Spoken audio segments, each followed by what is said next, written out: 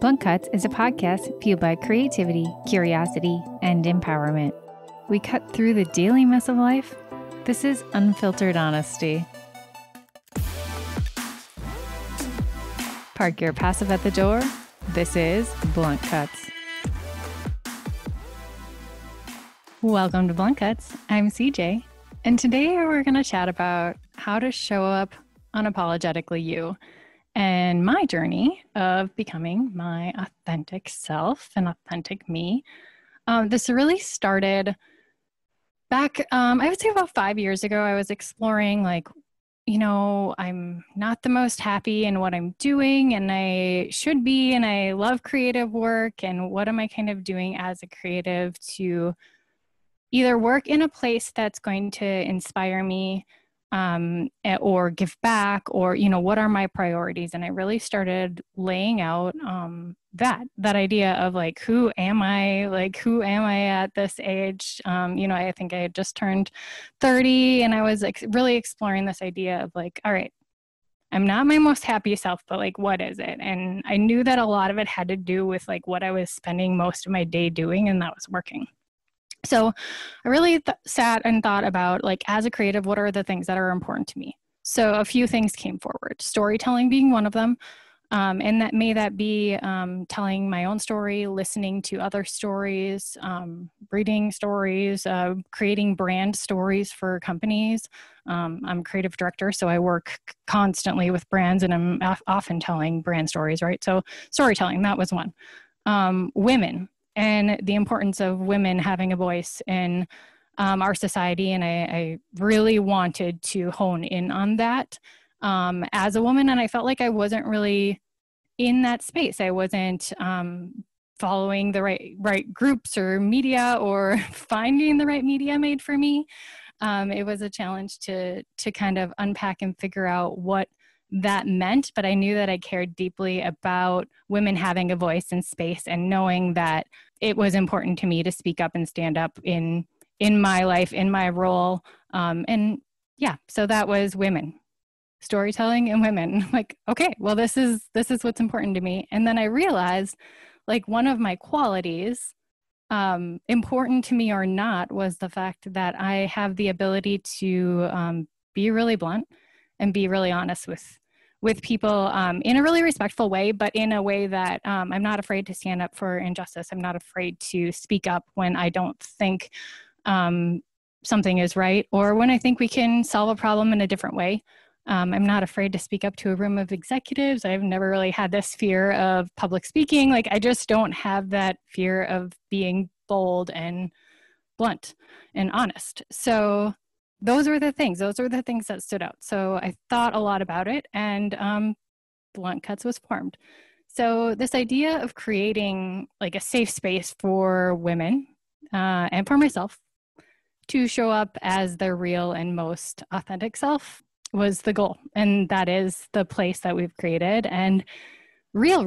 I really wanted to be real me. So I really started exploring who am I? What does that mean? What does that mean to be authentically me, right? So I definitely know I loathe small talk, so I just stopped doing it. So there were little steps, there were little things. Some of my greatest successes in career or life have been in uncomfortable situations where I've been in a room and people I can tell are wanting me to be someone else. And I don't be someone else, I be myself. And oftentimes I can just see eyes open up in a different way. And usually the conversations end in a really positive way. Wow, thanks for being so real, and thanks for coming at this so directly. And I hadn't thought of that way, but I'm glad this didn't take 3 meetings to get us there. And that's just kind of been my prerogative in my career and in life, and on Blunt Cuts. So that is kind of the idea of, how do you be unapologetically you? How did I become that? I found my strengths and weaknesses. I laid into them. I wasn't afraid to admit, hey, I'm not the greatest at this, but I can find the solutions. I can be educated. I can figure it out. I'm a fast learner. So just being really honest. being honest about what I want. That is a big thing. And knowing what I wanted in career life specifically, like going into this most recent job that I have, I've been there 3 years. So I was already on this journey of like knowing myself and knowing what I wanted.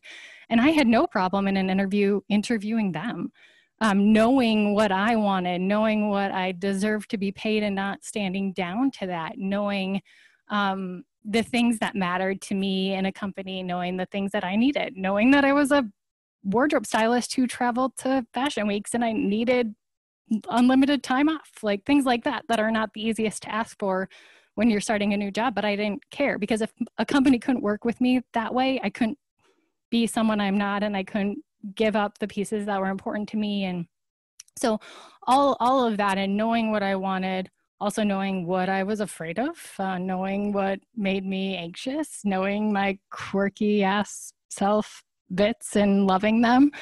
That's what it's about. It's not easy.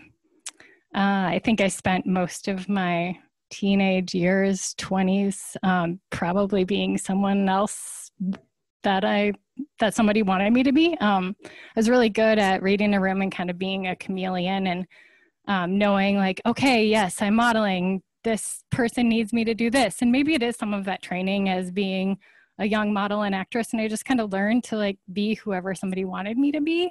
But what I learned through that is it was really exhausting. My mental health suffered.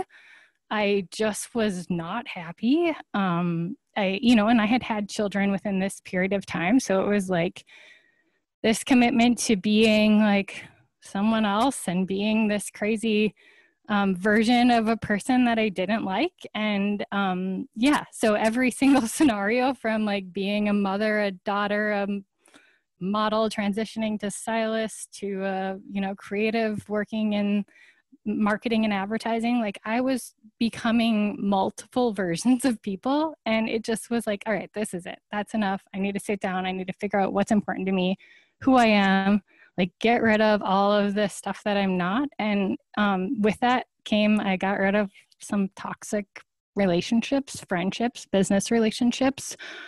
It was hard.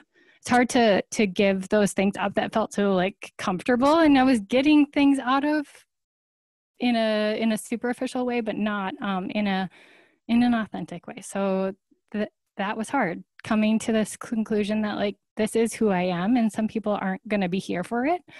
But yeah, versus the other life of being like an inflexible, like resentful, crazy person it was enough. And it just kind of hit me hard in a lot of different ways. So how did I get there? I read a lot of books, a lot of topics that really helped me open my eyes to like, hey, maybe I'm not being my true self. Resiliency books. I am a big fan of like the Harvard Business Review, empathy, resiliency.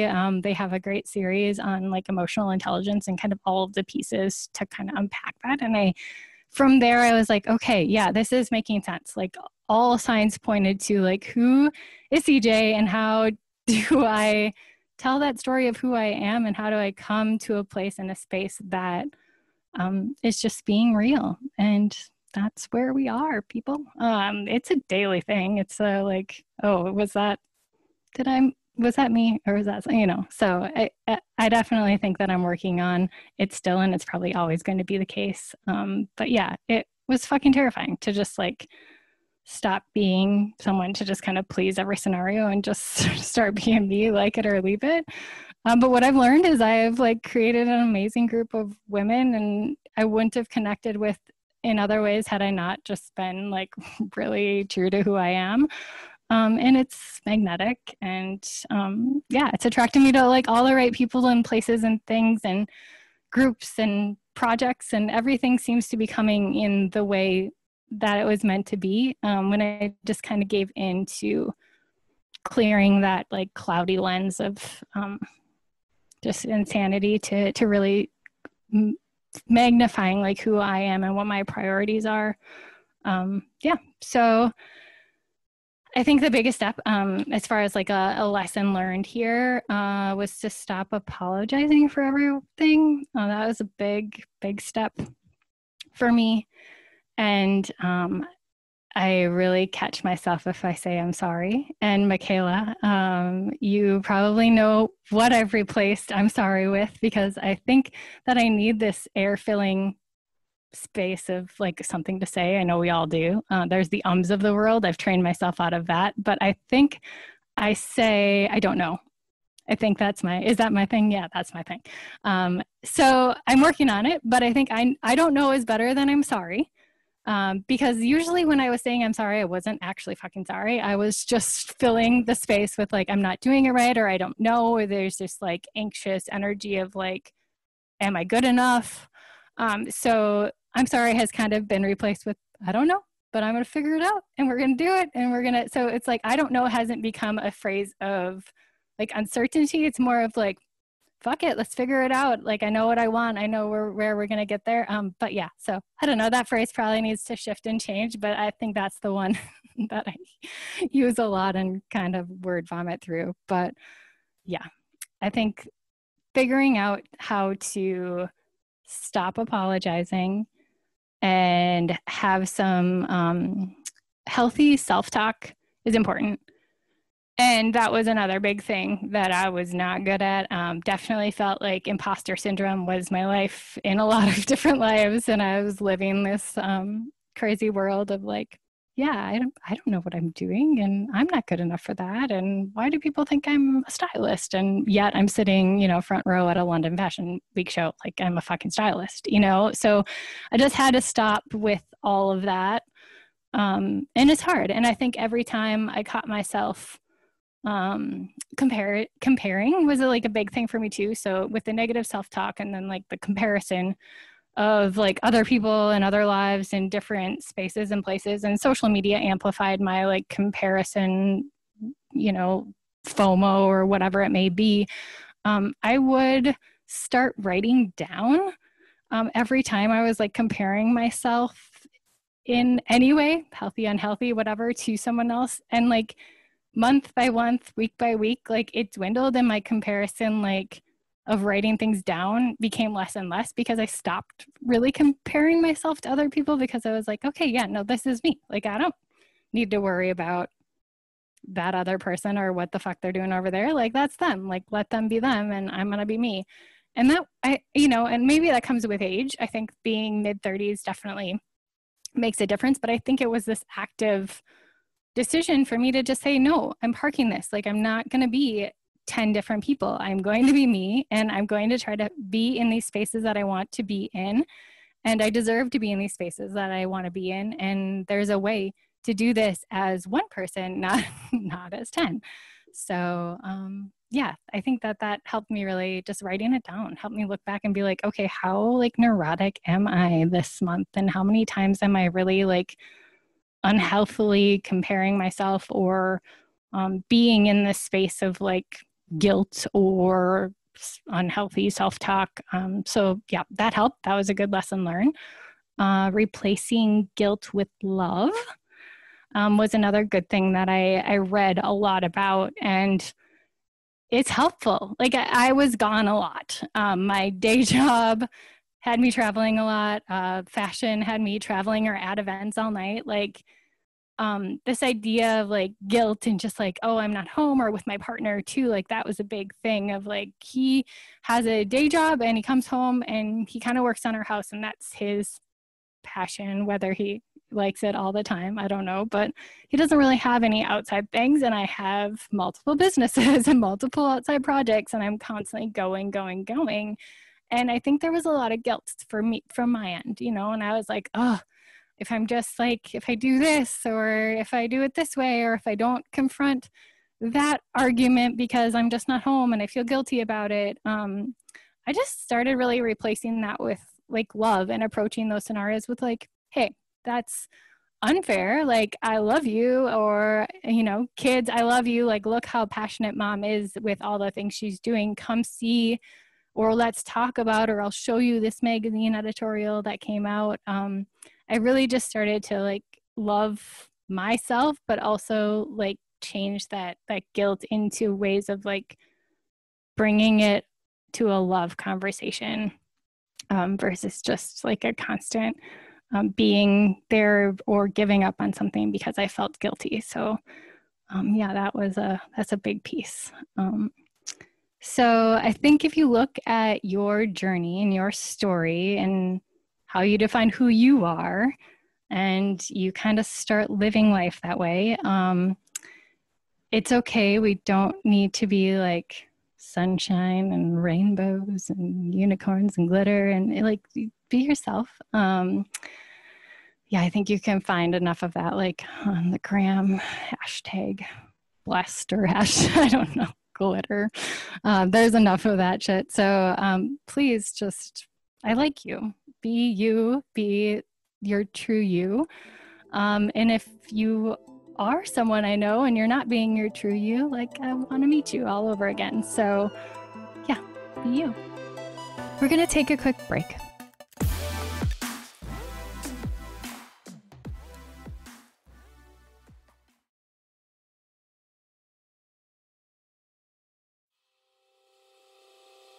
Welcome back to Blunt Cuts.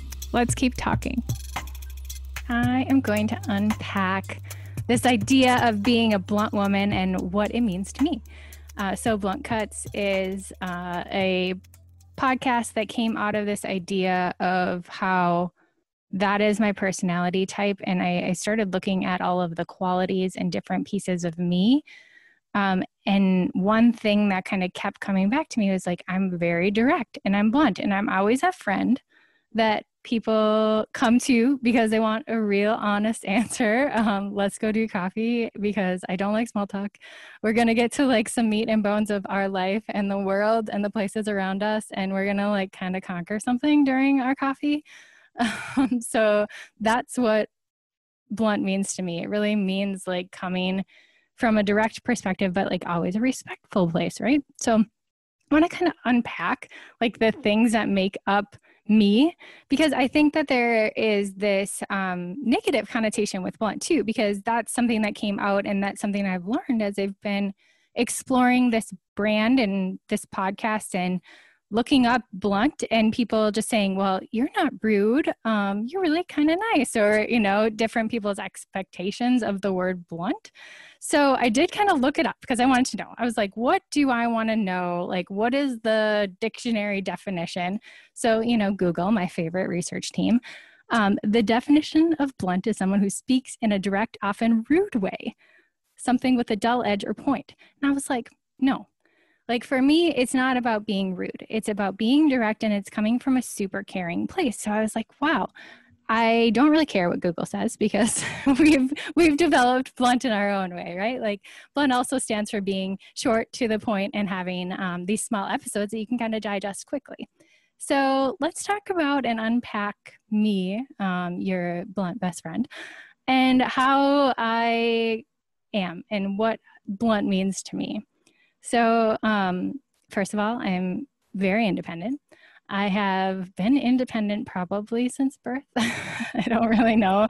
My parents don't really talk about my independence because I feel like they couldn't catch up with me to find me to talk to me about my independence.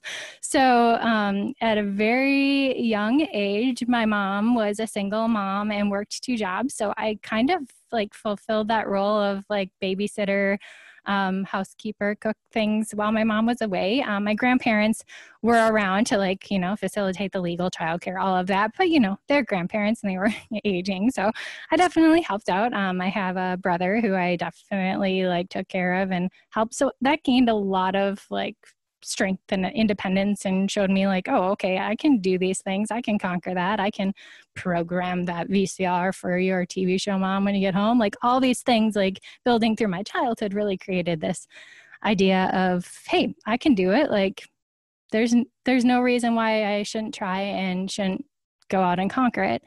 And I think getting into fashion really young also, I, you know, filed taxes at the age of 13, and really just have kind of always had a business, which teaches you a lot. And I think so my independence, and even in my partnership with my husband, who we are celebrating soon 14 years of marriage, but we've been together 20. And I think this idea of us being ourselves, we've been many different versions of ourselves over 20 years of time, but we each have our own things going on, and it's really good. And we are always, living together and coming together, but we're coming at life from a couple different ways. And it's really great to maintain our independence, and that's a huge thing. So for me, being independent and being direct really do kind of come hand in hand. I think that I know what I want out of life, and I kind of go after it. And if I guess I've never really wearied if there's something that I want to achieve or there's something that I want to push for, like I do that. And I've learned through a lot of different working environments or mentorships through, with women specifically, it's like, oh, really? You just like did it?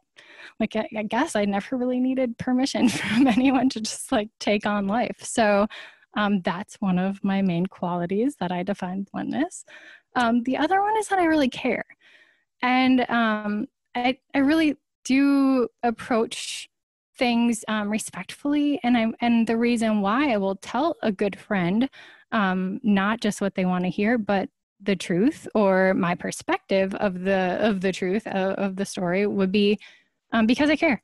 Like, I don't want to sugarcoat or make someone enter something if my gut is saying like, no, I don't think you should, or your qualities are better suited here, or so I'm never going to withhold something because I think somebody will feel bad, because it's never coming at them in a place of like hurtfulness.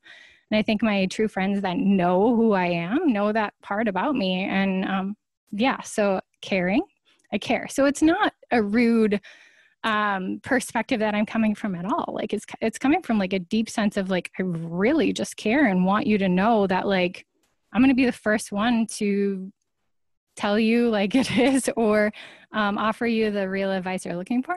And sometimes people come and aren't looking for that. So I get really confused because I also don't like gossip. So, and I'm not really good at it. So what I've learned in like the sea of women, like sometimes people come and are like wanting a certain answer that's already in their head. And if my answer differs, there's like a weird situation or scene, or like, oh, I wanted you to kind of say this, but you didn't. And now I'm mad about that. Like, so there's this dynamic too that I've learned over the years of like being a blunt person, that like that whole idea of caring and coming to it from like a caring perspective and not in any way, shape, or form like a gossiping perspective. I just don't really feed into it. So like if somebody comes to me and is like, oh, this person was like such a jerk and like help me beat them down, I just don't really feed into it. And I'm like, well, do you think they were maybe going through something, or did you like ask? And people are like, oh, why can't you just like get on the train? And it's just not really good at it. So if you want to gossip, I'm probably not your gal, but definitely here to like tell you like it is. I just have never really been great at drama. I think I lived through, my teen years full of it. And I learned definitely through traveling and being independent and living in foreign countries by myself, like that is just not helping the case. I mean, I worked and lived in fashion, right? Like I lived in a place where there could potentially be a lot of that. And I just realized like, hey, if you don't feed into that, the few scenarios that I did kind of got me into trouble. So I'm like, yeah, no, this isn't comfortable. It's not what I wanted to do. And then it put me in a bad place. So yeah, I just don't really get into that. Another quality I have is what you tell me stays here unless you want it to be somewhere else. And I think that idea of trust and friendship and like responsibility to my friends and my people, if they're going to, or even somebody that isn't super close to me, I'm not confident. Like it stays here. Like I have no reason to share what you shared with me anywhere else. So call that like a good listener, or but you can trust me. And I think that that's a really big piece of my bluntness, because people are like, yeah, she's going to be like real, and that's great, but I can trust her. And and I prove that through example, and like, I don't know, the buck stops here. And sometimes I also am forgetful. So therefore, hence why I'm bad at gossip, because I kind of forget a little bit sometimes the scenario. So it doesn't stay with me long always. I'm a little bit of a Dory from Nemo sometimes, but mostly it's because I love you and I don't want to hurt you.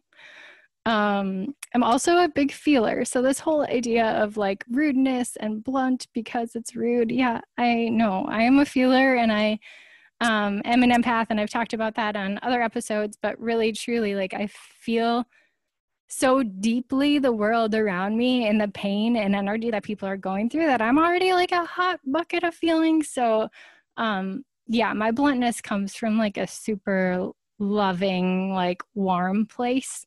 Yeah, so it's that, like, I'm a super feeler, so that's like a big part of my bluntness. So there's another part of me, and I don't know where this fits in bluntness, but I really like sarcasm. And it's it's a language that I would like to say like is my second language, but oftentimes when they ask your first language on applications, I mostly want to write sarcasm. So it's just something that is part of me, and I think it's like more my humorous side of me. So I can be really sarcastic, so that I don't know where that fits into the sea of bluntness, but that's part of me for sure. So I have to kind of, yeah, people who know me know that. But sometimes my bluntness can be complete sarcasm, but it isn't always. And so that's like a weird edge sort of like, are you being for real right now? Like, are you just being sarcastic? So, but I'm really good at sarcasm. So that's, I don't know, an award I would like to win someday. Let's see, other things. Oh yeah, like I totally don't love sugarcoating things at all. And like I said, I don't really love small talk. So I'm not going to do that. It's just not my thing. I commend people that can think creatively to like sugarcoat stuff, but that's just not me. I do see the positive. Like I definitely am, and I'm not always like pessimistic. Like I am an optimistic person. But yeah, I'm not gonna like make shit up to make you feel better, or because in the long run, it's not gonna make you feel better. So yeah, my optimism, like I definitely think there's a way to solve any problem, because I've lived a lot of fucking problems, and not everything has a solution, but there's a way to kind of think more deeply and around and step out of your box and think through. And that's something that I am really good at as well. So try to, like, that empathy side of my personality makes that stepping out a little easier, I'm sure. But really, truly, like we are living in a place that there's a lot of potential. And I see that even in the darkest of times, and trust me, that is being fucking tested on the daily right now. But I do see hope and light. And a lot of times that's through children and just simple laughter, or seeing people smile together. And have you ever just people watched and like watched interactions of like genuine love or excitement to see each other? Like those are the little glimpses and moments of like hope in the world that I glob onto. So yeah, I am probably grossly optimistic. And yeah, I really think that those are the pieces of me that kind of bucket up into my version of blunt. So it's a lot of complexities. Like there was a lot of things there of my personality, but ultimately that's why I think I'm able to just stand up for what I believe in and speak up, and not have fear to ask or think differently, or push a team to get more creative, or stand up to something that's not right. I don't have any problem being the first to be like, this isn't right. I don't know how to fix it. I am not an expert, but let's figure it out. So I think there's a lot in this idea of blunt cuts and the word and what we stand for as a podcast that I really want to see more of in our community of women. I think that it is something that you can take, into daily life and be bold and stand up for what you want. And, I think if you're unpacking what you do want, start by just looking and asking yourself those questions. Like, what do you want? May that be in your family, in your career, in your friendships? What do you want?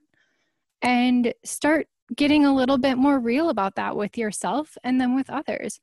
I've definitely learned, you learned a little bit about me and unpacking the ways in which I came to kind of define this word of bluntness, but I want to see more of it. I want to see you take that into your life, in the right ways that work for you.